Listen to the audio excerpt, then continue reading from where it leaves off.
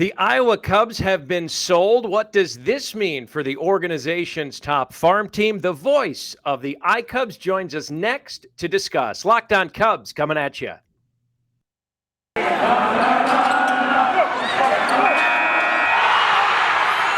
You are Locked On Cubs, your daily Chicago Cubs podcast. Part of the Locked On Podcast Network, your team every day.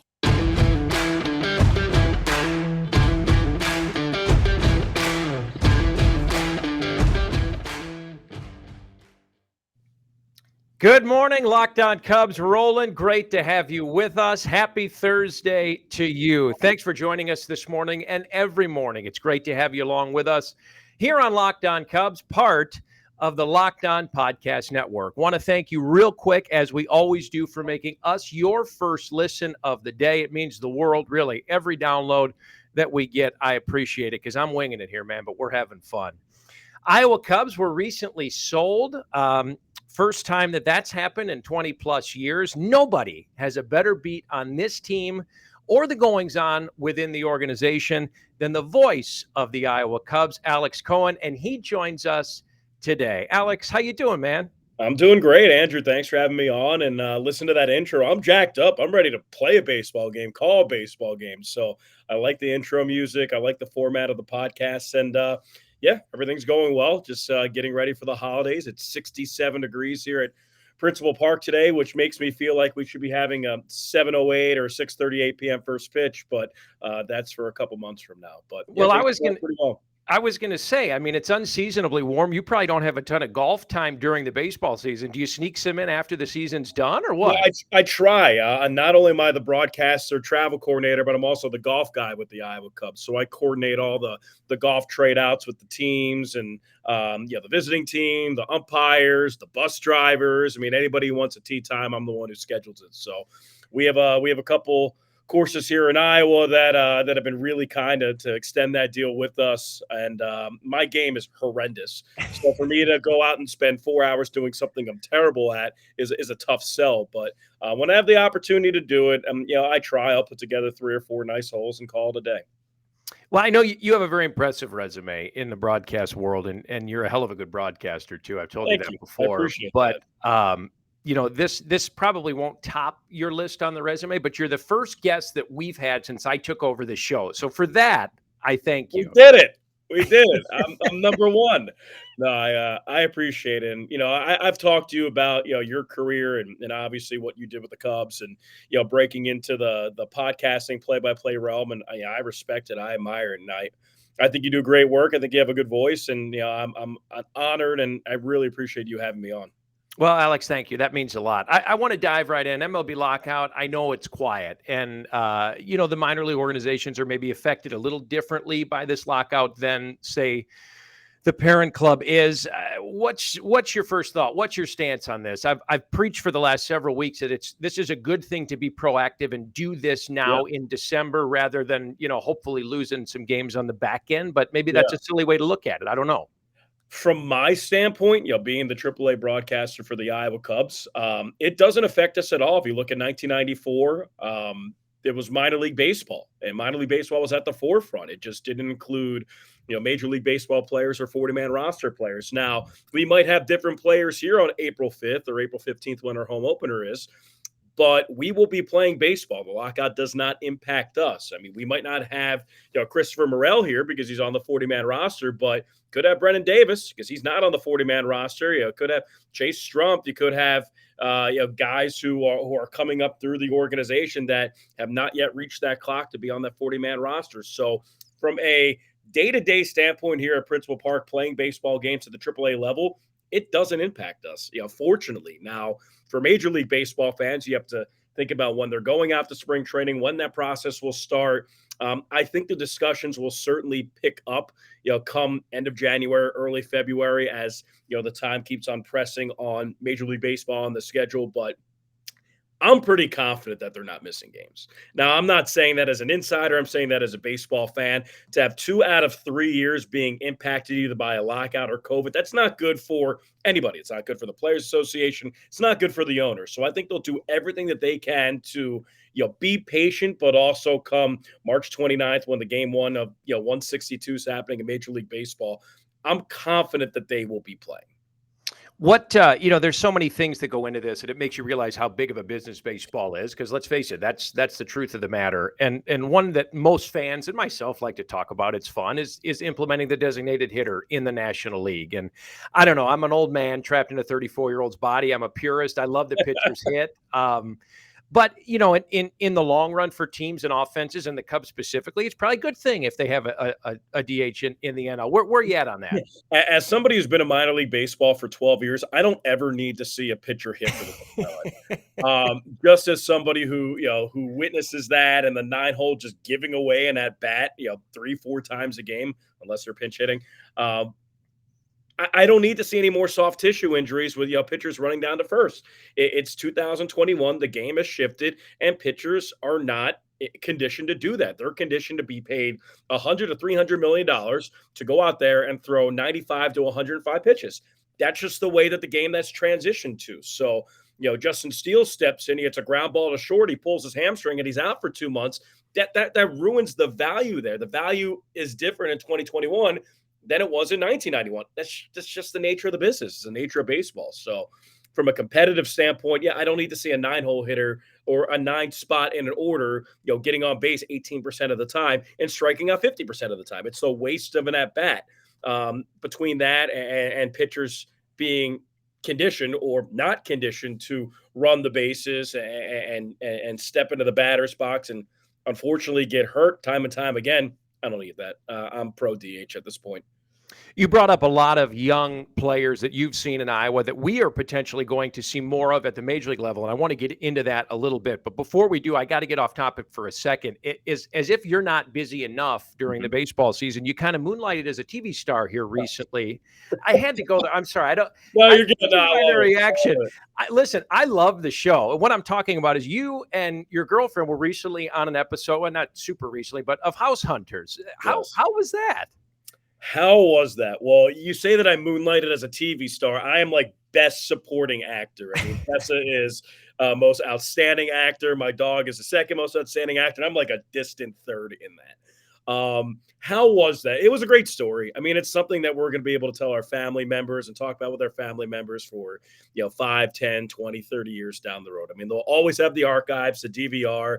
I don't think DVD will be as prevalent back then, but it's just a great story. And it's one of those where we really didn't see coming. Tessa woke up one morning a little bit early and said, hey, we're in the process of buying a home. Like, let's see if we can be on HGTV. I'm like, knock yourself out. I don't care. Go for it. Yeah. 2 weeks later, we're getting interviewed, and 4 weeks later, we're filming. It just happened like that. So being able to go through that, and then Obviously March 29th, it debuted, and I was Twitter's favorite villain.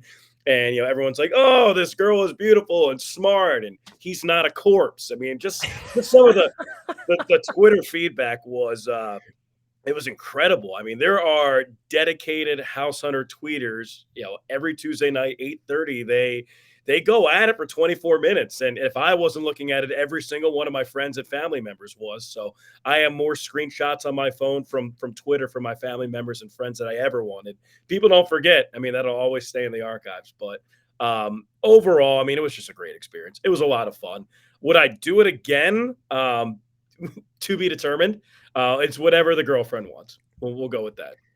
That's a great answer, and congrats on the new house. I think that's really cool. I'm glad that worked out. You obviously purchased a home, so that's good. But the whole process, I mean, so it was quick. I mean, start to finish, it was. Oh yeah, span of 4 weeks. We signed up, interviewed, and they came to film us. And it wasn't just like a couple hours you're filming. It is 5 days, 10 hours a day, touring homes, interview sessions, make the decision, and that's it. So it was very intensive. I was in a sitcom once. This is way off, way back. It never aired. Long story short, they aired. We're both TV stars. That's what. Yeah, right. They aired. I think they aired 5 episodes of a 12-episode contract. I was in episode 6, so I never hit the air. Long story short, I was a ring announcer in boxing. I feel you. We taped for 2 probably 18-hour days. I was in this. I mean, I saw the finished product, even though it never aired, for like 22 seconds. I mean, it was nuts, It's insane. I mean, just the details and the equipment and what they want shot. I mean, this is not their first rodeo. It is Right. not their 100th rodeo. It is not their 1,000th rodeo. They know what they're doing, and it's a product, and it's a great story, and it's a great TV show, and people love it for a reason. The best part about it is, we're going around here in Des Moines, and a couple of weeks later, Tess and I were on a golf course. We were on a golf course playing crappy golf, and we're on I think the second hole. Guy drives by, stops, and he points. He goes, "You," and I'm like, "Oh crap! Like, whoa, how is this gonna go?" And he's like, "You two, you were on my TV." I'm like, "Oh, okay, I see where this is gonna go." It's like, "Oh, so you still have the house?" "Yes." "Oh, you're still together?" "Oh, there's still element of shock there, I suppose." But yeah, we've been noticed a couple times around town. It's pretty strange. That's awesome. Good for you. That's fun. Alex and I are going to get into the sale of the Iowa Cubs here shortly. Before we do, want to see if you've heard about the new apparel from Stance, especially because they just launched their new line of active apparel. It's holiday gifting time. Stance is the coolest gift you can give, really. Share how incredibly comfortable and their product is with all of your friends, from socks to shirts to joggers to hoodies. Maybe you've seen some of the new genres they have. I don't know. Harry Potter, Disney, Marvel, The Office, they really do cover it all. Stance believes that the perfect fit matters more than fitting in. Those who feel good, do good. See for yourself. Register for your own account today at stance.com. You can get 15% off your first purchase. Just use promo code LOCKDOWN. That's LOCKEDON at checkout to apply. 15% off your first purchase at stance.com. Sale of the iCubs conversation after this. This is Locked On Cubs with Alex Cohen. Everybody, welcome back to Locked On Cubs, part of the Locked On Podcast Network. I'm Andrew Bellison. Thank you for taking the time to be with us this morning and every morning and downloading us wherever you find your favorite podcast, always free and always available. At Chicago Cubs PA on Twitter, at Locked On Cubs for the show. Joined today by very talented voice of the Iowa Cubs, Alex Cohen. And Alex, for the first time in 20 plus years, new ownership for you guys in Iowa. Read a couple articles and whatnot in the paper. Team was obviously bought by a California-based sports and entertainment conglomerate called Endeavor. So this was a family-owned team. Now it's not. Where does this go for you guys? And ease our minds. The Iowa Cubs are not going anywhere, right? No, they're not, and that's the most important thing. From an outsider's perspective, 99.9% of the people who go on our website, visit our social media, come to our baseball games, they will not notice a difference. The only difference right now is if you're a sponsor with the Iowa Cubs, there'll be different letterhead on the agreement. Everything is as usual. Our ticket prices stay the same. Our sponsorship stays the same. Our picnic prices stay the same. Our merchandise stays the same.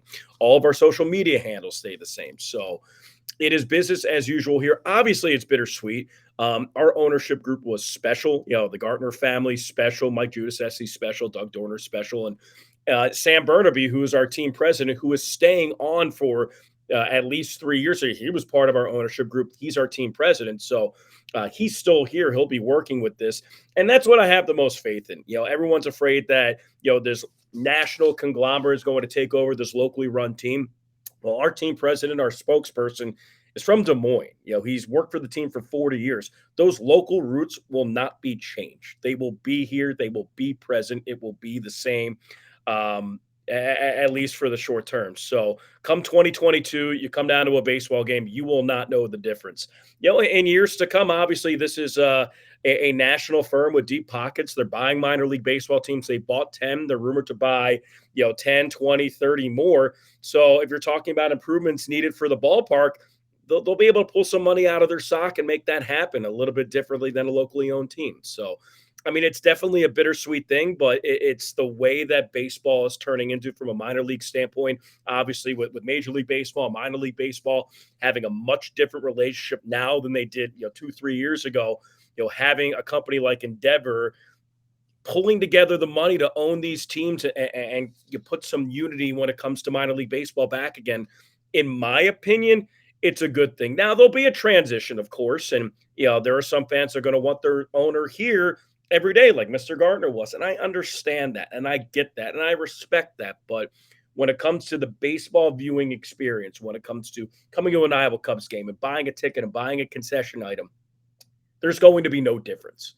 So I'm pretty excited about that. I'm excited that Sam's staying on, and I'm excited that we do have an answer of what's going to happen in the next 1, 3, 5 years. It's only good things for this ballpark. It's only good things for the Iowa Cubs. So I'm pretty excited about it. You touched on it a little bit, Alex, and the Iowa Cubs are a great draw. It's a great Midwest attraction. AAA baseball is sensational. They don't need help with the sales pitch, but if you've never been to Principal Park and you've never seen an Iowa Cubs game, like myself, what's the sales pitch that you're given when you come to a game on any given day? My sales pitch is: you come to a ballpark downtown, you sit anywhere in the stadium. There's not a bad seat. You're overlooking the Capitol. You're overlooking the river. It's going to be the best fan experience. And I'm not saying that as part of hyperbole. It is the best fan experience I've ever seen as part of a minor league baseball game. And I've been calling games for 12 years. I've done it in 3 different states. I mean, it is the best atmosphere I've seen in minor league baseball. So to have all of that for a family affordable price, you can't really beat that. So, just do your cross-country road trip, planning around an Iowa Cubs game, go down I-80, make a right turn, and then you're at Principal Park. It's easy as that. I love it. 2022 summer plans. Make them now. Yeah. You've seen a bunch of these young guns the Cubs have and otherwise, and we're going to see more and more of these guys up this year, I think. We kind of been dissecting the roster potentially for 2022 here on Locked On Cubs.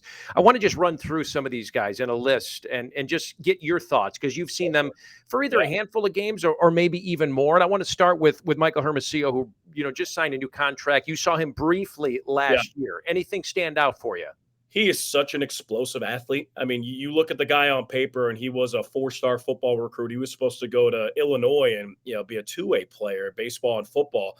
And you can just see that with every swing and every step. He is a special breed of athlete. I mean, he legitimately has 5 tools. I mean, he has a plus arm. He can cover a lot of ground in the outfield. He hit some bombs, so the power's there. The on-base percentage is there. He hit over 300 with us. And he's only 26 years old. So he's a guy that he was a 2-sport athlete seriously up until he was 19 and didn't fully focus on baseball up until, his adult years. So he is a 26-year-old baseball player with a 23-year-old baseball acumen. He's still growing. I really think the sky's the limit for him. I mean, I'm not saying that he'll be a all-star, but I think he could be an everyday player in the big leagues just because he can really hit for power. He can really young. He's an athlete. He has good baseball instincts. And he's also a good team guy. So I am very high on Mike. I was always so jealous of guys like that. You really start to focus on the game later on. Here's a guy like me, busts their butt for how many years to have a barely fledgling D3 career. I mean, for guys, for it to come that easy, it's just insane. Yeah, you see one ball that he hits, you're like, all right, that's different. That is why I am up here and there down there. It's one of those. It's a different sound off the bat. It's just such a different type of swing where the body connects. And my swing's like Charles Barkley's. And just watching him pepper balls to the gaps. And, he went through a stretch this year where he had a home run one game, he had a home run and a triple the next game. And when he's locked in and things are clicking, he's a 5-tool player. You mentioned this player briefly a little while ago, but how about 22-year-old Brennan Davis? You saw him a little bit last year. Figure to see a lot more of him in the future. Yeah, it was a soft opening with Brennan Davis. His first AAA game, he had 2 home runs in his first 2 at-bats. So he didn't set the expectation high at all. He's a legitimate hitter. He is a legitimate 325 home runs, 25 doubles. He'll run a little bit on the base pass. He draws walks. His strike zone discipline is so much more advanced than his actual age. That's what I was most impressed with. I mean, you see guys come up with such a high billing. Sometimes they're over aggressive, and you would see guys strike out 30, 40% of the time. For the first 2 weeks that he was here, he had more walks and strikeouts. So just seeing that advance of a plate approach and just the raw hitting ability, the recognition of pitches. I was lucky enough in 2017 broadcasting with the Bowling Green Hot Rods to see Vladimir Guerrero Jr. A-ball, Fernando Tatis Jr. A-ball, Bo Bichette at A-ball, and he's that type of hitter. Wow, that's really high praise. This one's kind of a wild card, but guy who was really good with you guys in 2021, just 24 years old. I think he's had a couple Tommy John surgeries. Ben Leeper, the reliever. Stud. Yeah. Absolute stud. And it's not just the stuff. I mean, power fastball, 96 to 98, power slider. I mean, he's a legitimate two-pitch back end of the bullpen type of guy, but it's the moxie. And it might be the red hair and it might be the cap and just like the way that he go, like his body type, but he gives me such Craig Kimbrell vibes.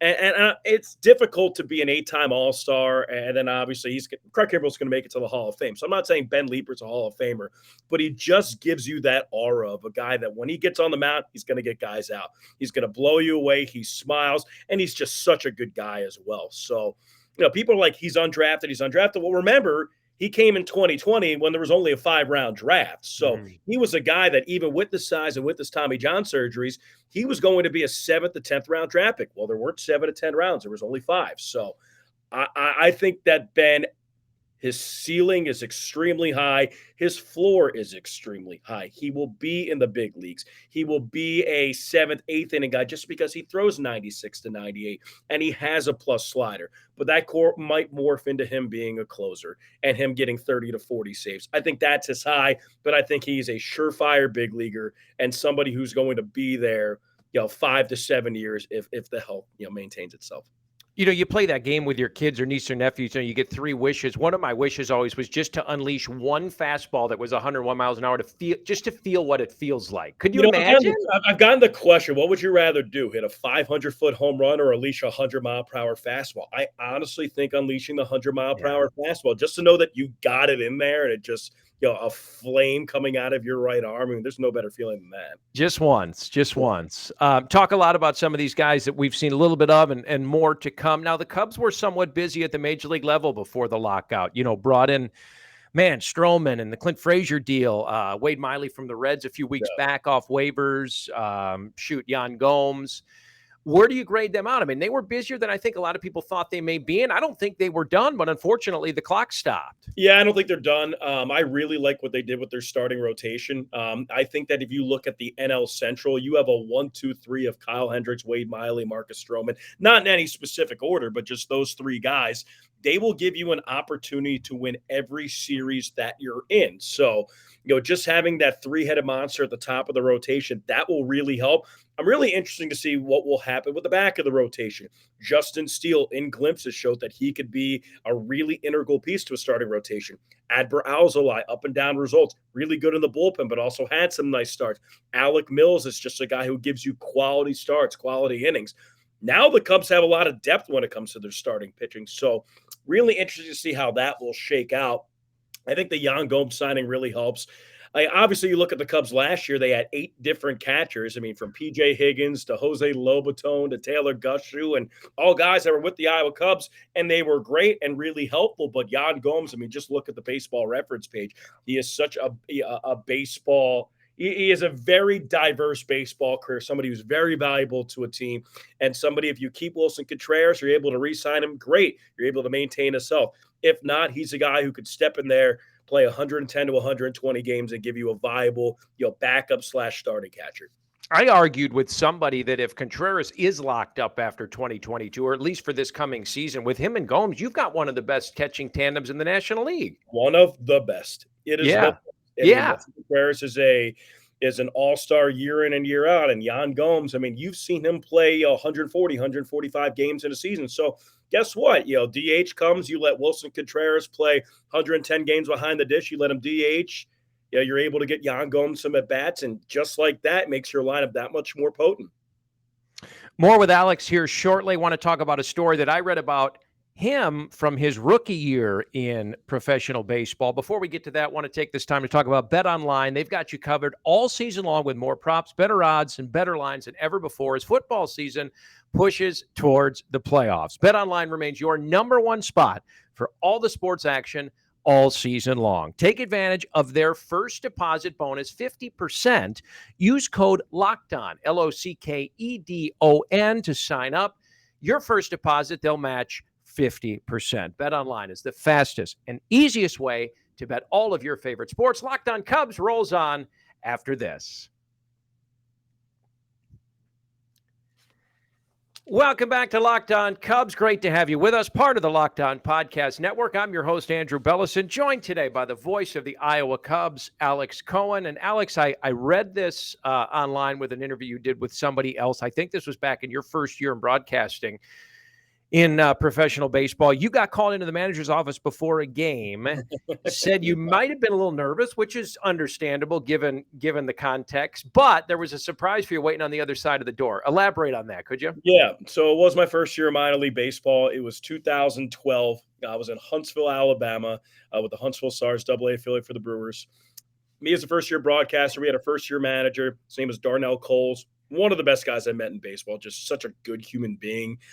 Former first-round draft pick for the Mariners. Played in the big leagues for 10 years. And we were kind of going through it together. It was my first year as a lead voice. It was his first year as a manager. We were struggling a little bit as a team. We were just trying to work through it together. I mean, he was, I went down to the office and he vented. He came up into the booth and I vented, and we really helped out each other. First month of the year, we're in Jackson, Tennessee. It's game 2 of a 5-game series. Jackson, Tennessee at that point, they were the AA affiliate of the Seattle Mariners, so they had James Paxton, Taijuan Walker, Nick Franklin, Chris Taylor on that team. And it's our first game of the series. Darnell, very mild-mannered person, he calls me at like 4:30 in the afternoon. They're about to take batting practice. And he had a couple 4-letter words for me. He's like, you need to get down here right now. Like, you screwed this up. You screwed up the lineup card. You screwed up a roster move. Hangs up the phone. My immediate thought is, I've been in minor league baseball for 3 weeks. I'm going to get fired. I'm going to be made fun of on Deadspin, which I was later that year, but for good reasons. But yeah, I mean, my mind is going to the absolute worst. So I sprint. It's 99 degrees out, Jackson, Tennessee in May. I am sweating. Their locker room was beyond the left field wall, so I sprint like 300 feet, which is like a year worth of sprinting for me. I knock on the door, and I'm like, I'm going to get fired. I have my phone on me. I'm going to get fired. This is it. I open up the door, and he's laughing at me. And I'm like, am I getting punked? Like, what is so funny? And there's a guy who's sitting with his face turning towards the desk, not towards me at the time, laughing. Guy turns around. It's Ken Griffey Jr. And my jaw dropped. Now, Darnell knew, and we had talked before, yes, who was my favorite team, who was my favorite player growing up. And I said, I grew up a Philadelphia Phillies fan, but I was a center fielder in high school, center fielder growing up, and Ken Griffey Jr. was the reason why I played baseball. So he knew that. They played the prank on me, and for the next hour, we didn't do a pregame interview or anything like that, but, the three of us just talked about life and sports, and it's something that happened 9 years ago, and I will never, ever forget it. I mean, for guys like from our era, you and I, to walk in and see Junior sitting at the desk, man, that would take you to your knees. And he's just got so much swag still. I mean, he laughs with that pearly white smile. Yeah. He wasn't wearing a backwards cap, but it was just like, oh, you're Ken Griffey Jr., man. Like, it was awesome. That's so cool. A lot of, organizations, we don't hear enough of the minor league teams, in my opinion. And that changed a lot last year when Marquee broadcast several of the Iowa Cubs games. And you had the chance to work with Elise Menaker. You guys were phenomenal together. Thank First you. of all, great broadcast. That had to have been really neat for you. First of all, great exposure for the Iowa Cubs, great exposure for you, a different element. But you guys were awesome. And I'm sure that was very enjoyable. It was awesome. Just because, I've been broadcasting baseball games for 12 years, and I've done some international work, just calling baseball in Japan and Taiwan. And that was a hybrid web TV stream, but never traditional television when it comes to baseball. I've done other sports, but not baseball. So for Marquee being able to make that type of investment in us and giving us their airtime and sending a lease down, I mean, it showed a lot on their part to make not only just the Marquee Sports Network and the Cubs branch, but also include all the minor league baseball teams. And no, we're under the umbrella of that organization. So that was pretty special. And being able to call 14 games on Marquee Sports Network, some fun games, some not so fun games, really enjoyed that. And then also working with Elise. I mean, I don't know if you know Elise, friends of the podcast know Elise. She is a pro in every sense of the word. And she came down here the day before her first game, and 30 minutes before I met Elise, I was walking down the steps. I stepped in a hole, and I had like a 2nd-degree ankle sprain. So I'm like hobbling around doing our pregame hit, but she's a pro. I mean, she's not only a Hall of Fame softball player when it comes to Cornell. She played overseas, but she just wants to be good. She comes down here. She talks to all the coaches. She talks to all the players. She has more notepads and pens than anybody I've ever seen. She's a student of the game, and she's pretty special when it comes to somebody to be able to work a 3-hour game with. She's a star, and Marquee's lucky to have her. So being able to work with her for 14 games, I really enjoyed that. Can we expect more of that in the years to come? I sure as heck hope so. Yeah. I sure as heck hope so. No, I do too. They were great broadcasts. I mean, Yeah. really, really enjoyable. Yeah, no, we enjoyed doing it. We had a lot of fun doing it. And I know that with Major League Baseball, that is not their first priority right now, figuring out our Marquee sports schedule. But I could imagine with the lockout impending and minor league baseball not being affected, that the minor league baseball games might be even more important than they were last year. So that could lend to other opportunities and increased exposure and more games. So we're taking it day by day, and I'm just really looking forward to getting to the 2022 season, getting fans in the ballpark, and having a normal year from a minor league standpoint. Yeah, so that's a good plan. We will get there sooner rather than later, hopefully. Couple rapid fires before we wrap it up, if you don't mind. Let's do it. You know, you said you weren't any good. I find that hard to believe, but ultimate foursome for you on the golf course. Who are the other three joining you in your perfect foursome? Okay. My ultimate foursome is me, Michael Jordan, because obviously he's competitive, loves to gamble, or have some wagers when it comes to I find the most fun doing that. So me, Michael Jordan, my grandfather, who passed away in 2016, who taught me the game of golf, just because we would just get on each other's nerves for 18 holes. So I would really enjoy doing that. And the last one, that's tough. I mean, MJ would be really good. I mean, Tiger. Teach me Tiger for 18 holes. Can't go wrong with that. Who's a dream broadcast partner for you for one game? Pat Hughes. Oh, great answer. Yeah. You Sherlock Holmes guy or a James Bond guy? James Bond. James Bond. James Bond. Describe yourself in one word. Eclectic. Other than Locked On Cubs, of course, what podcast do you listen to regularly, if any?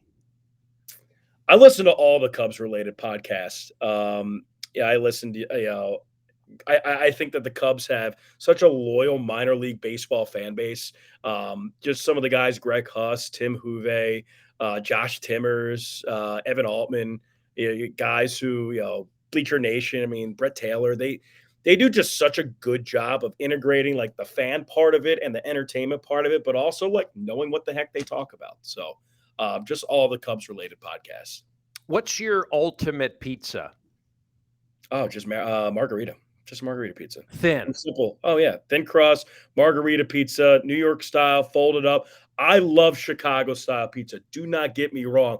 But I can just eat simply more of the New York style pizza because you have one slice of Chicago pizza and I'm never going to be able to call a game for the next 72 hours because I'm sleeping. Just in terms of convenience, just a thin margarita pizza would be, I'm hungry now thinking about it. Simple and delicious. I love you for this because you're a foodie at heart like I am. And I got to ask you, being a Philly guy, is it like a cheesesteak or is it like a DeNick's, roast pork, broccoli rabe kind of thing? Now we can really talk. My dad's favorite sandwich is a DeNick's or a John's roast pork sandwich. Okay. Now, I mean, we go to Philadelphia. If I'm taking you to Philadelphia, we're going to John's roast pork, right? Which is the best sandwich place in Philadelphia.